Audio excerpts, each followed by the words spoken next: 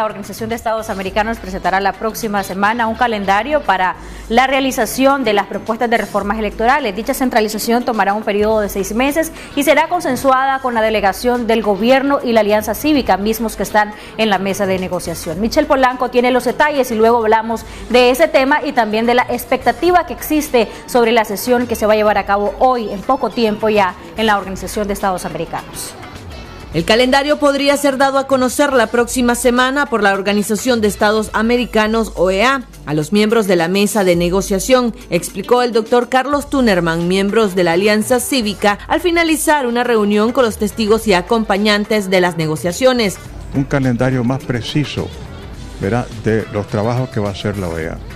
Y eso es muy importante porque para nosotros, en cuanto más pronto estén las propuestas de reforma para el mejoramiento del sistema electoral, es mucho más conveniente, porque entonces quiere decir que ya tendríamos propuestas concretas que luego correspondería a que, una vez aprobadas por la mesa de negociación, el gobierno las lleve a la Asamblea Nacional para que se transformen ya en una reforma de la ley electoral.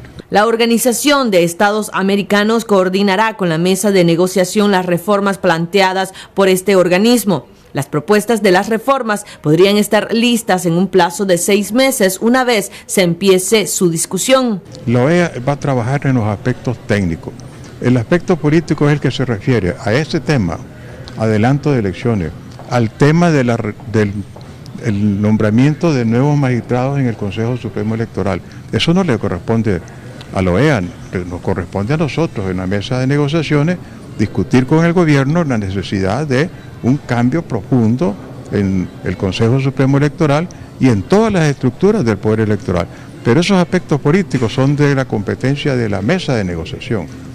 Lo que la OEA nos va a presentar son aportes técnicos para el mejoramiento del sistema electoral, principalmente para las reformas que hay que introducir, tanto en la ley electoral como en los reglamentos que se han dictado para poner en marcha esa ley electoral, para que tengamos una posibilidad en este país de que el pueblo de Nicaragua elija realmente en procesos transparentes, justos y honestos. La versión final de las reformas será consensuada en la mesa de negociación entre la Alianza Cívica y el gobierno, junto a los expertos enviados por la OEA. Posteriormente, la oposición podría proponerse un adelanto de elecciones que, a criterio de Tunerman, podrían celebrarse 6 meses después de aprobadas por la Asamblea Nacional. Con la propuesta de la OEA, eso viene a la mesa de negociación para que le demos el visto bueno en la mesa de ambas partes y pase a la Asamblea Nacional para la reforma legal. Entonces las reformas serían aprobadas hasta ya finales de noviembre, diciembre, si acaso se cumple este plazo. Bueno, sí, sería en el curso del mes de noviembre, si es que no entregan a principios de noviembre. Michelle Polanco Alvarado, Acción 10. Vamos a conversar con un experto sobre ese tema, también la expectativa que existe hoy ante la reunión, la sesión en la Organización de Estados Americanos. ¿Qué puede pasar? ¿A qué se van a referir ahí? ¿Puede ser esto un pre a la aplicación de la Carta Democrática o agilizar el proceso mismo de una futura aplicación? Vamos a conversar ya con nuestro experto, Michelle Polanco, que nos acompaña acá en la revista. Así es, ya se encuentra con nosotros José Antonio Peraza, miembro del Movimiento por Nicaragua, analista político, politólogo nicaragüense. Vamos a estar abordando ese tema y también todo lo relacionado con los avances o este periodo de reflexión en el que se encuentra la mesa de negociación. Bienvenido aquí al programa Acción 10 en la mañana. Buenos días, Michelle, y buenos días, Jocelyn. Un placer que nos acompañe. Un placer estar acá con ustedes, como siempre. Por supuesto, vamos a entrar en materia, pero antes sí queríamos compartir algo que nos comentaba y que lo hemos visto en redes sociales, que realmente le preocupa y que está de alguna manera tratando de lesionar su tranquilidad, su psicología, su integridad, y quisiéramos que nos comparta eso antes de entrar en materia a estos temas. Bueno, normalmente yo no confundo mi vida personal con mis comentarios de analista, primero porque yo no violo ninguna ley y soy un ciudadano en ese sentido bastante ejemplar, porque yo no me meto en mayores problemas. Pero hay una campaña sistemática para denigrarme a mí, y hay algo muy importante, porque conmigo pueden hacer lo que quieran, no hay ningún problema. Yo sé los riesgos y yo soy un nicaragüense que decidí regresar a Nicaragua para luchar por mi país, y eso no va a cambiar. Pero han estado atacando a mi pequeña hija, ¿verdad? Haciendo campañas falsas de que la han asesinado o que está en peligro. Y entonces me parece que eso es una actitud no solo baja, sino cobarde. Y otra cosa que quería un poco comentar es que el día lunes se cumplieron 9 meses, digamos, del encarcelamiento de Cristian Fajardo Caballero, su esposa María Edilia Peralta y su hermano Santiago Fajardo. Ambos, o los tres, son conocidos del Movimiento por Nicaragua y de mi persona. Cristian, de alguna manera, habíamos cultivado cierta amistad y le tengo un profundo respeto, y pues creemos que hay suficientes elementos para pensar de que ese juicio no se condujo con toda la transparencia que se debió en un sistema judicial transparente. Y bueno, era eso, queríamos decir que tienen 9 meses de estar injustamente encarcelados y que pedimos su libertad, básicamente. En el caso de su persona, ¿va a tomar algunas medidas para resguardarse y resguardar la vida de su hija? Bueno, yo no voy a hacer nada, yo voy a seguir con mi vida normal. Yo ya siempre he dicho que procedan si tienen algo que hacer, pero con respecto a lo que está haciendo con mi hija, voy a tomar las previsiones del caso y voy a tratar de presentarlo en algún organismo internacional que sepa de que se están dando esas situaciones. Como les digo, de mi parte pueden hacer lo que quieran, ¿verdad? Yo soy un ciudadano normal, voy a seguir con mi vida normal porque no tengo nada que temer, no le he hecho daño a nadie y por lo tanto estoy tranquilo, no hay ningún problema.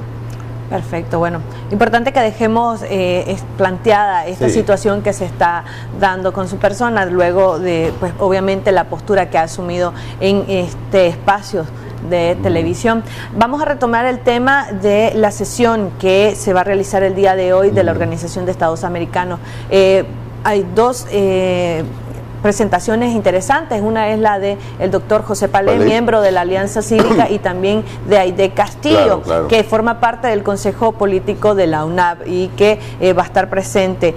¿Qué se puede esperar o cuáles serían las expectativas alrededor de esto? ¿Esta sesión podría acelerar el proceso para la aplicación de la Carta Democrática o es simplemente una exposición más sobre las circunstancias o las crisis que está viviendo Nicaragua?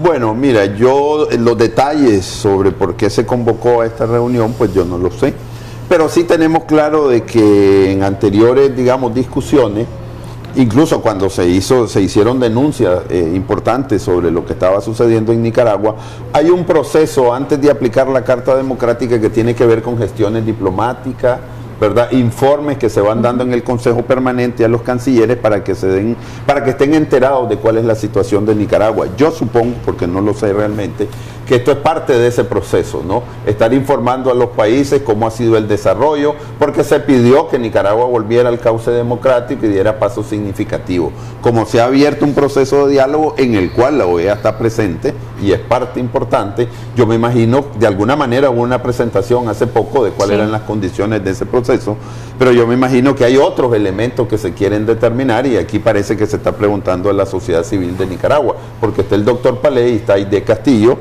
Ambos son personas que están muy claramente informadas sobre qué es lo que sucede en Nicaragua. Incluso el doctor Palé estuvo en la presentación que hizo el representante de la OEA sobre temas electorales el día martes. Sí, fue el día martes.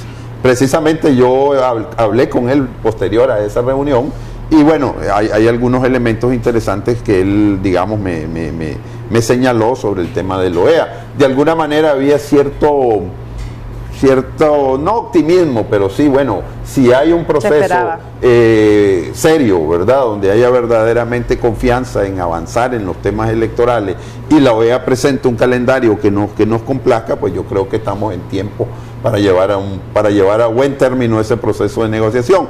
Pero no hay duda de que siempre hay la gran interrogante de si el gobierno tiene la voluntad de hacerlo. Ahora, ayer nuevamente se reunieron miembros de la Alianza Cívica con los testigos y garantes. Lo único novedoso que salió de esa reunión es la confirmación, que la Organización de Estados Americanos obviamente va a coordinar este proceso de reformas electorales y que va a haber una calendarización que la próxima semana podría estar dando. ¿Estos realmente son avances positivos o simplemente es otra manera de ganar tiempo? Se habla de aproximadamente un año para posiblemente adelantar elecciones. Es que es muy difícil hacer elecciones antes de un año.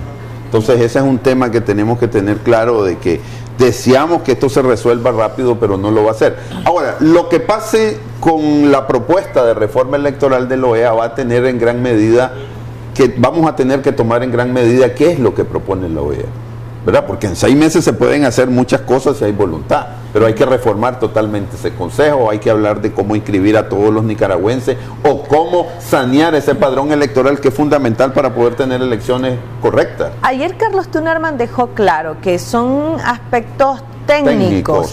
Sin embargo, por ejemplo, para sanear el Consejo Supremo Electoral, que es cambiar, es un tema político. Totalmente. Hay que estar claro de que aquí estamos en 2 niveles, ¿verdad? Uno técnico y uno político. La OEA se va a encargar en el tema técnico, cómo se va a transformar el Consejo. Yo les había dicho el lunes, si ustedes no recuerdan, lo recuerdan, que yo prefiero una reforma simple, sencilla, para que podamos avanzar, que tratar de transformar todo el sistema de Nicaragua. No sé cómo lo va a hacer la OEA, pero mi recomendación como persona que ha estado vinculada de alguna manera a los temas electorales es no nos enfrasquemos en la transformación y hacer un sistema perfecto porque vamos a fracasar. No, hagamos los cambios necesarios, tenemos solo 6 meses, hay decenas de cosas que cambiar, hay actitudes que modificar, que por lo tanto no vamos a tener tiempo para hacer el sistema electoral que nosotros queremos. Y el lunes precisamente, José Antonio, analizábamos algo respecto a ese pluralismo partidario, claro, y lo que la gente decía de los partidos zancudos, etcétera, etcétera, y quedó así a nivel general, pero quisiéramos ahorita aprovechar para profundizar ese pluralismo partidario, bajo qué parámetros se puede dar. Hay gente que incluso dice no queremos o no quisiéramos ver que el Frente Sandinista corra en elecciones, no quisiéramos ver que se postule nuevamente presidente Daniel Ortega. Entonces hay que aclarar todos esos términos porque son parte quizá de algunas de las inquietudes de la población y que hay que dejar por sentado que es lo mejor, que es lo idóneo, o qué tanto se puede pedir. Miren, aquí podemos hacer una carta al Niño Dios y le vamos a pedir, digamos, la luna y el Niño Dios nos va a traer una cajita de Lego, ¿verdad? Entonces, evitemos esas frustraciones. Este es un proceso complejo, esta no es una sociedad democrática, vamos a tener que ir aprendiendo en el camino. Se montó una dictadura, ¿verdad? Hay todo un esquema dictatorial, el Consejo nunca ha dado, por ejemplo, en un país normal, el Consejo tiene que estar informando a los partidos políticos, a los medios de comunicación y a la ciudadanía en general que está haciendo, cuáles son los procesos, cuándo vienen. Eso nunca ha sucedido en Nicaragua.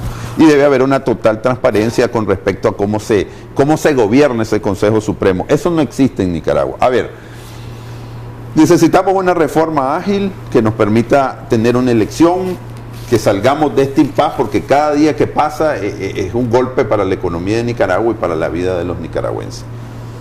Tenemos un montón de partidos que yo no tengo ni la menor duda, hablando en la jerga nicaragüense, son partidos zancudos, ninguno de ellos alcanza ni el 1%. O sea, no estoy hablando del 4% que pide la ley, sino ni el 1%. Son partidos que si acaso en una elección llegan a 7,000, a 8,000, si acaso 10,000 votos, y por lo tanto no tienen ninguna representatividad. Y yo diría que ni legitimidad, porque han sido utilizados para justificar un sistema que está totalmente pervertido. Entonces ese es un primer elemento. Ahora, ¿quiénes van a hacer la reforma? ¿Se va a hacer con la alianza cívica o sea, se va a hacer con los partidos políticos? Yo he oído presidentes de partidos que dicen, no, es que tiene que ser con nosotros, pero es que esos partidos no tienen mayor representatividad. Podríamos tener alguna diferencia con el PLC o con C por L, pero esos partidos no tienen mayor representatividad, no solo ahora, sino en toda su historia, ¿verdad? Tal vez con excepción del PLI, pero estamos hablando de que el PLI en este momento está en otras condiciones. Y en un proceso electoral estos partidos llamados zancudos deberían de ir a a ver, por una cuestión de ética no deberían ir, pero estamos hablando de realidades políticas, que vayan. Estoy casi seguro que, como les dije la vez pasada, el pueblo de Nicaragua no se ha confundido en el pasado y no se va a confundir en el futuro de por quién va a votar. Lo que tiene que haber es claridad de cómo vamos a diseñar ese sistema. Por ejemplo, primer problema gravísimo que hay que resolver. Si se van a regresar las personerías jurídicas y si se va a resolver las litis que tienen algunos de los partidos, por ejemplo el PAC, el Partido de Acción Ciudadana, ¿cómo vamos a hacer con los nuevos partidos? Según la ley electoral actual, para que un partido pueda participar en una elección, tiene que haber estado conformado y con todas las características un año antes. Eso no se lo podemos pedir a un partido nuevo. Entonces tiene que haber una reforma a la ley electoral para que se le permita que esos partidos En este contexto. Y después reformar. Después reformar para que sea como en una sociedad normal. Pero ahora, ¿cómo hacemos? Vamos a esperar a los 6 meses para que termine todo el proceso de reforma para empezar a dar personería a nuevos partidos políticos, o vamos a empezar antes. Yo estoy casi seguro que hay que empezar antes. Porque si no, no lo hacemos en un año. ¿Por qué? Porque ese partido va a necesitar como mínimo 6 meses para todo ese proceso de conformación. Ese era el tiempo que daba ayer el doctor Carlos Tunerman cuando se le consultó sobre eso. O sea, es decir, hasta que concluyan este trabajo que está haciendo la Organización de Estados Americanos, se va a iniciar este proceso. Entonces él decía, sí, unos 6 meses más, decía él, para que los partidos se preparen. Entonces estábamos hablando de un año. Es muy poco. Es muy poco por toda la complejidad. Ahora, si tuviésemos autoridades que verdaderamente funcionaran como un consejo, estamos diferentes. El tema está en la voluntad, porque si durante estos 6 meses no se llega o no se avanza con el gobierno en un acuerdo, estamos hablando que podría tardar más de 6 meses. Por eso, yo tengo serias desconfianzas, porque la historia me ha demostrado, no solo en este proceso, sino en anteriores. Supongamos que nos damos los 6 meses. A ver, mayo, junio, julio, agosto, septiembre, octubre. Van a decir, el final de octubre ya tenemos la reforma. Ok, ya la tuvimos. La asamblea va. Por eso. Entonces, tiene que ir a la asamblea. Supongamos que lo hacemos en noviembre. Y empiezan a ver los pegones. Es que esto, es que lo otro, es que no sé cuánto. Entonces ya no se puede hacer. Entonces viene el invierno. Entonces nos vamos a final del 2020. Y entonces empiezan las situaciones. No. Yo creo que debe haber un proceso paralelo que tendría que pensarse muy bien cómo ir tomando decisiones que no impliquen una reforma electoral. Por ejemplo, nosotros podemos reformar todo el sistema electoral, desde juntas receptoras de voto hasta el Consejo Supremo Electoral, sin esperar una reforma profunda.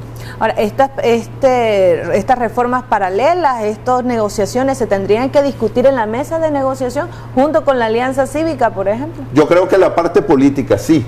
La parte técnica también se tiene que tomar en cuenta. Por ejemplo, tenemos que hacer una reglamentación de cómo van a funcionar fiscales de todos los partidos políticos, cómo va a funcionar la observación electoral, porque estas van a ser elecciones profundamente supervisadas.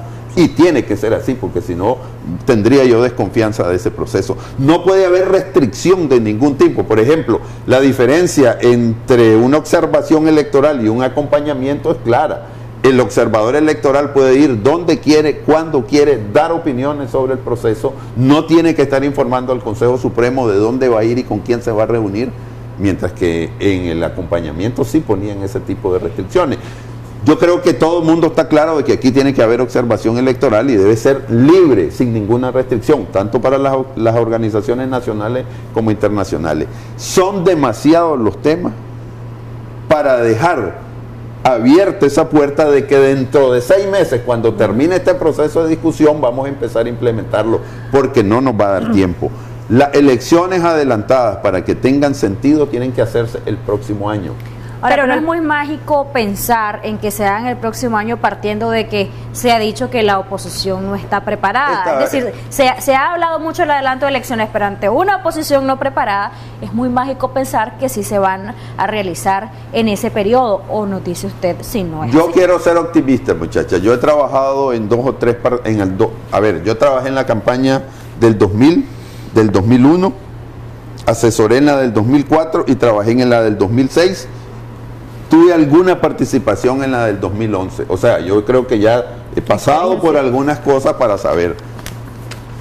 Voy a ser optimista, porque creo que en este país tenemos que ser optimistas. La oposición, si tiene voluntad, madurez y tiene capacidad de estructurarse, que eso es una decisión de ellos, en 6 meses está lista para una contienda electoral. No se pueden empezar a preparar y a estructurarse ya, porque a la gente de la Alianza Cívica, por ejemplo, en reiteradas ocasiones se les ha preguntado, ¿no estarían ustedes viendo desde ya la formación de una coalición, de una alianza, de un partido político, pedir que sea inscrito, pedir que gocen de la personería jurídica para poder correr en un eventual proceso electoral? No se puede hacer eso ahorita, y si no se puede hacer, ¿por qué? Es que ahí volvemos al tema de la negociación política, porque si nosotros nos esperamos 6 meses, ¿verdad?, para que eso esté listo, y si al gobierno se le ocurre que a los 6 meses ellos no están listos o no quieren dar, digamos, el pase a ese proceso, porque bueno, El Papa lo dijo en Venezuela, llegaron a un montón de acuerdos con Maduro y después Maduro a último momento dijo, no, yo no los tomo.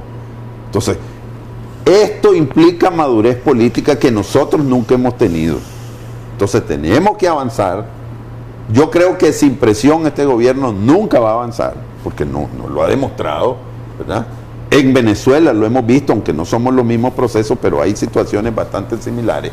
Y la historia y los procesos siempre hay que tener comparación para ver en qué se parecen y en qué se diferencian. La historia ha demostrado que en Nicaragua y el Frente Sandinista y Daniel Ortega no han cedido nunca si no es ante la presión. Entonces, por lo tanto, la negociación política es necesaria, y si la alianza tiene la aspiración a convertirse en un partido político, que no sé si la tiene, definitiva, o que tenga otro nombre, como sea, definitivamente esos temas son temas de negociación. Pero, insisto, deberían de empezar a hacer el trámite si al final, porque al final en una elección es un partido político el que tiene que correr, ¿verdad? No una alianza que represente a un Nosotros tenemos un sistema electoral clásico. Entonces, deberían de empezar ahorita por solicitar ya la personería jurídica, por unirse, por organizarse, porque también existe otro escenario que algunos analistas han citado, José Antonio. De repente vemos que no cede, pero quizá a los 6 meses, 4 meses nos pueden sorprender con un adelanto de elecciones, lo dicen ellos, así son sus palabras textuales, y a lo mejor el Frente Sandinista puede obtener ventaja de un adelanto de elecciones. Aceptable. ¿Eso es posible? Eso no es aceptable en una negociación, porque estamos claros de que estamos en un impasse y que tenemos que dar procesos para que eso se pueda dar. O sea, no me vas a decir que vas a hacer elecciones en 3 meses porque yo no estoy listo.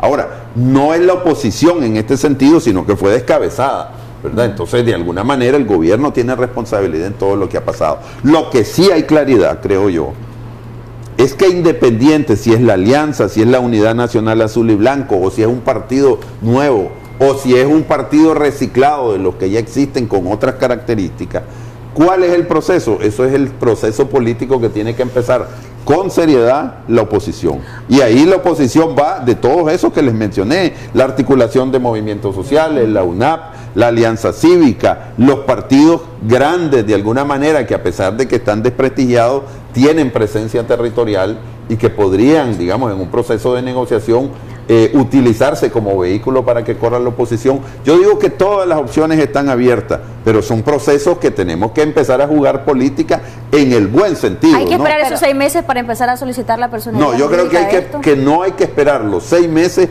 para empezar a hacer reformas que son urgentes, y que nos van a llevar, Michelle, disculpen, Jocelyn y Michelle, esos 6 meses se tienen que ocupar productivamente, porque después viene todo el proceso electoral. Imagínense ya estar en una campaña política. Normalmente una campaña política dura 3 meses y no hay posibilidad de movilizarse.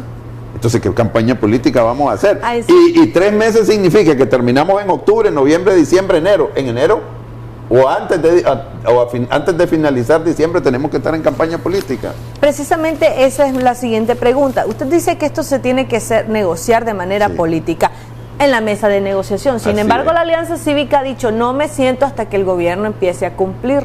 Bueno, es que volvemos a lo mismo. Hay cosas que ya estaban, eso lo vimos el lunes, hay cosas que ya están firmadas. Ahora, vamos a esperar, empezar todo ese proceso para empezar a liberar a los presos. No es correcto. No, es que hay cosas que ya, miren, la mayoría de esos presos, por no decir todos, están injustamente detenidos. No necesitamos 6 meses para recuperar nuestras libertades si están en la Constitución. Es que eso es ceder en cosas que no se pueden ceder. ¿Por qué alguien me va a negar a mí el derecho como ciudadano de transitar libre por las calles y expresar mi opinión? Es que nadie debe hacerlo, porque eso está garantizado por la Constitución y está garantizado por un elemento superior, que son el respeto a los derechos humanos. Ayer el canciller insistía en que ya están empezando a cumplir, contabilizando los 236 presos que han excarcelado. Él dice que forma parte de las listas y que es mentira y es irresponsable por parte de la Alianza Cívica el no asistir al INCAE a continuar las negociaciones. Yo te voy a responder de esta manera. Demostremos la buena voluntad. Saquemos a Lucía, ¿verdad? Saquemos a Miguel Mora, saquemos a mi amigo Cristian Fajardo, a su esposa, a Edwin. Ese chaval, yo lo conozco a Edwin, yo lo conocí. Las 3 veces que yo lo vi, La primera vez que lo vi, yo de viaje vi que era un chavalo diferente, un chavalo activo, energético, inteligente. Ese muchacho no le ha hecho daño a nadie, ¿por qué va a estar preso? ¿Cómo puede ser que los nicaragüenses, la sociedad nicaragüense, tolere de que a sus mejores estudiantes estén en la cárcel o estén en el exilio? Si lo que estamos es desangrando este país. Toda esa energía la necesitamos para reconstruir un país que va a la saga de toda América Latina por las locuras políticas que hemos cometido en los últimos 196 años. Es hora, señores, que empecemos a pensar de asumir las responsabilidades de las locuras que hemos hecho en los últimos 196 años. Y el gobierno es el principal responsable de crear puentes para salir de este impasse. Aquí nos estamos jugando el futuro de Nicaragua en las próximas décadas. Esto no es cualquier cosa. Hay gente que lo ve a la ligera. No, tenemos que reformar ese sistema, pero tenemos también que ser pacientes, inteligentes para resolver. Ahora, yo quiero ir finalizando, porque ya estamos a punto de finalizar con la entrevista, con algunas de las expresiones que han dicho algunos de los sectores más representativos para un lado y otro en esto de la mesa de negociación. Representativo para el gobierno porque representa su política, el canciller, él lo ha dicho enfáticamente, quiero dejar claro una vez más, no se está negociando ni se va a incorporar en la mesa de negociación y en la reforma el adelanto de elecciones. Por otro lado, lo que recientemente dijo el ex magistrado Rafael Solís, quien decía que la alianza no puede hacerle el juego político porque estaría suicidándose políticamente si se vuelve a sentar mientras no se cumplen acuerdos. También Monseñor Silvio Báez decía, yo les he aconsejado a los miembros de la alianza que sean fuertes, que no se sienten nuevamente con el gobierno mientras no cumpla, pero de igual manera dijo que les había aconsejado que no sean tan flojos. Y voy a caer a esto. Hay sectores que han deslegitimado el papel de la alianza y que dicen que no son los idóneos para estar ahí por aquello de que dicen que hubo un matrimonio perfecto entre la clase empresarial y el gobierno. Su análisis al respecto de todas estas cosas que han dicho estos sectores, ¿qué realmente es lo idóneo? Todo lo que dijiste lo comparto casi. Sin embargo, ese es el país que tenemos, esa es la representatividad que tenemos. El adagio budista, hay que ser como el bambú, lo suficientemente firme pero flexible para no quebrarnos. Estamos jugando el destino del país. Nadie quiere otra guerra civil, nadie quiere otro enfrentamiento, nadie quiere más muertos. Tenemos que ir a la negociación y la negociación implica ceder, inteligencia, creatividad política, cosas que desgraciadamente en esas áreas generalmente no las hemos tenido, para poder liberarnos, exorcizarnos de nuestro nefasto pasado, de que siempre terminamos rompiendo las cosas y enfrentándonos con un montón de muertos, exiliados y un montón de héroes y mártires. Ya no queremos héroes, ya no queremos mártires, suficientes hemos tenido, ¿verdad? Queremos una sociedad que pueda encontrarse a sí misma y, como les dije yo, muchachas, el día que haya democracia, al día siguiente amanecemos con los mismos problemas que tenemos hoy. No es que ya hay una elección de un nuevo presidente, no. Ese nuevo presidente tiene que ir a construir ese nuevo sistema, tiene que ir a reformar el poder judicial, tiene que resolver el problema del INSS, tiene que resolver el problema ecológico, que es terrible, tiene que ver el problema de los niños de la calle, tiene que ver el problema de la producción. No, la democracia es para empezar a ver los problemas de otra manera. Y no es que el día siguiente todo cambió, no. Y no es un solo presidente el que va a transformar todo eso. Esto es un proceso de muchos años, y para poder tener un proceso de décadas, porque nosotros tenemos décadas de atraso, necesitamos por lo menos unos 5 o 6 presidentes que tengan casi la misma visión, y para eso la única manera de tenerlo es con acuerdo, con gente inteligente, con gente patriota, no que esté pensando en el poder, porque el problema de nosotros es, como nicaragüenses, es que el poder nos ciega.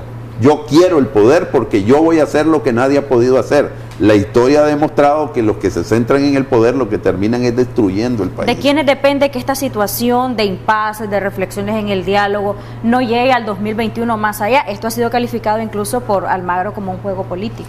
Depende de todos los que están involucrados en el proceso de negociación, principalmente del gobierno, que es el que está cuestionado. Porque las manifestaciones a partir del 18 de abril expresaron el descontento que todos sabíamos que existía y que se decía que no existe, o que no existía, que se negaba. Bueno, ahí está claro de que había un descontento.